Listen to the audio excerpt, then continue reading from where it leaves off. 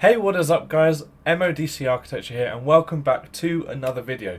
Now in this video it's going to be the start of a video series. It's going to be the start of a video series to help me sort of educate myself on architectural techniques and Photoshop techniques, modelling techniques, 3D modelling techniques and sketching techniques.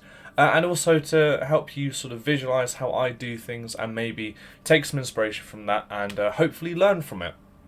This is going to be sort of a video series where I produce the work, or I show the work that I produce on my Instagram, which I'll leave a link to in the description, and also I'll do some render run-throughs as well as I did for the Twinmotion video, which I'll leave like a little link to that in the description as well. But yeah, before I get into this video, please do hit that like button, subscribe if you're new around here, and hit that notification bell so that you never miss a video from me. Yeah, right, so let's get into it. I've got my screen capture ready. When I get into architecture or when I get into a project, I tend to like having a brief.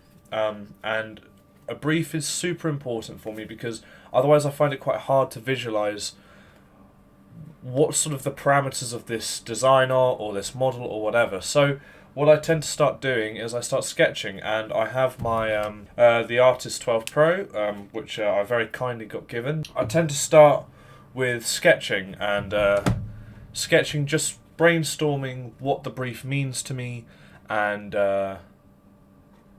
what I sort of want the experiences to be in the architectural space that I'm designing. For example, today I just want to focus on one thing, and that is, it's super simple. However, what it could do is make quite an interesting architectural model and sort of experience. And the reason why I'm doing this as well, it's not just sort of your basic model with just sort of, you know, walls and sort of stairs and stuff. It's gonna be sort of like a very conceptual idea, but in a small space that, you know, a person could take a journey through, let's say.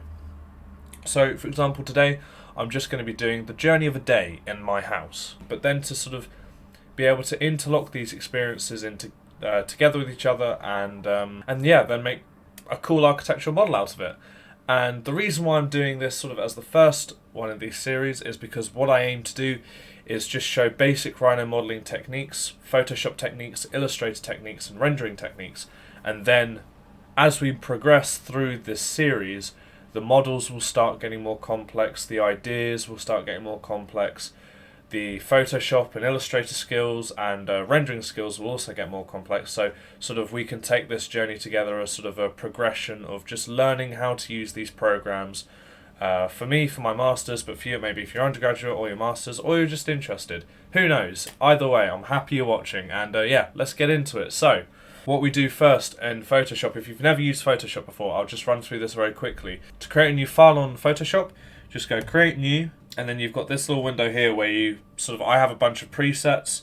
We're going to work in A3. We'll work in A3. So I've got the preset, an A3 sheet of paper. All architects must know this, or must know your paper sizes. A3 piece of paper is 420 by 297 millimeters. So just make sure you have that, and always have the resolution at 300 dpi, or 300 pixels per inch. Let's say, yeah, make sure that everything's as seen, and then yeah, create. And what that will do is then bring up your Photoshop window. Now, what we're going to go through is we're going to go through a brush tool. So brush tool and a pencil tool. So when sketching in real life, you know, when sketching physically, I'll always use a pencil because I'm always sort of worried about that mistake, and then I tend to go over it in pen just to make it look nice. But I'll use the brush tool, and then make sure that the opacity and the flow is 100%, and then make sure the hardness is also 100%. Now, size you can play with. I tend to go, think around 5 pixels for my sketches. So I've got my pen, and you know, there you go. You've got your sketch. It's quite easy. So we're gonna just zoom into this, and just start thinking what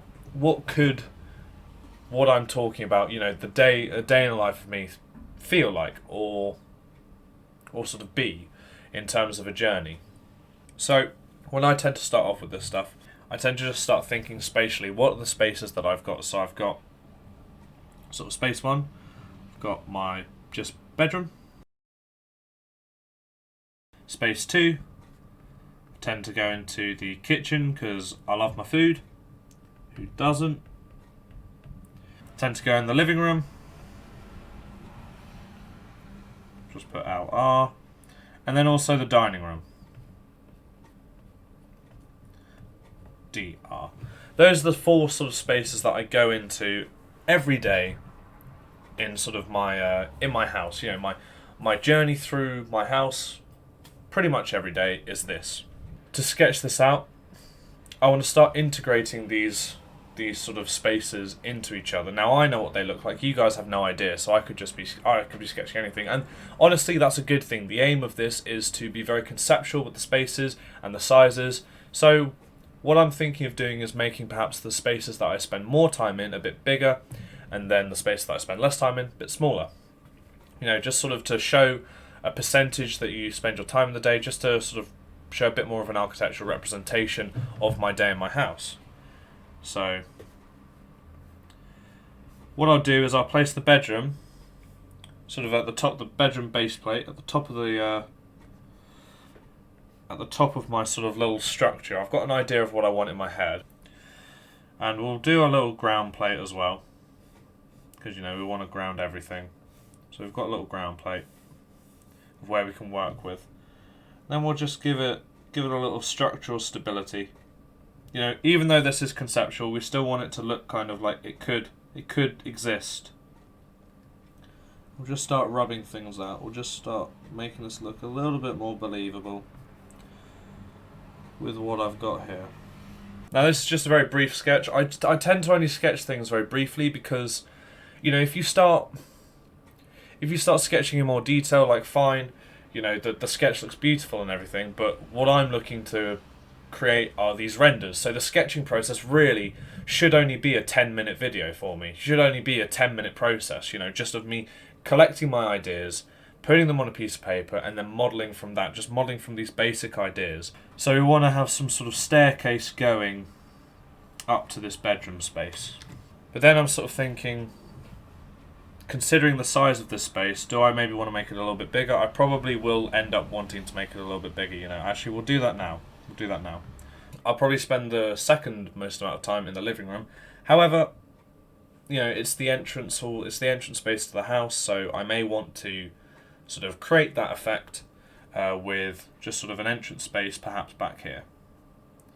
Again, because it is a space which I perhaps don't spend as much time in, we'll just make it a little bit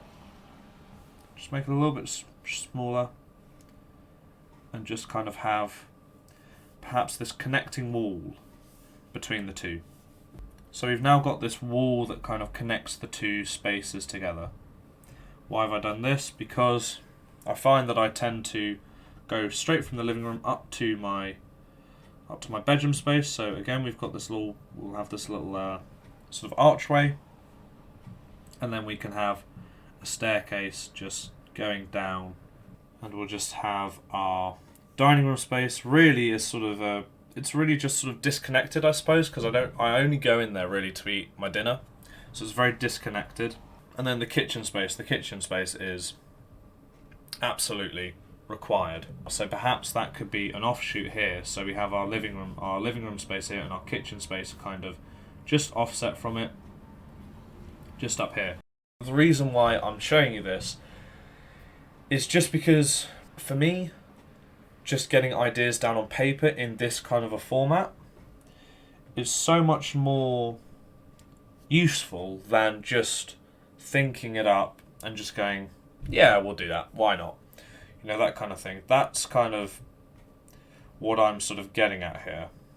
And of course, these will get more complicated. Of course, I can do a bit better than this. I'll take a bit more time over it. But the reason why I'm showing you this is just for these basic models, these basic concepts. And so what we'll do is now, I'll finish up this recording, we'll move on, and we'll move on to the Rhino modelling section of this. So it's a quick and dirty sketch, you know. It's exactly what you need to do to start your creative juices flowing. So just make sure that you take this video with a grain of salt and move on to the next video with these sort of ideas that I've put in your head through sort of this conceptual creative journey of my day in my house. So yeah, thank you so much for watching, everyone, and I'll see you all in the next one. And yeah, see ya. Bye.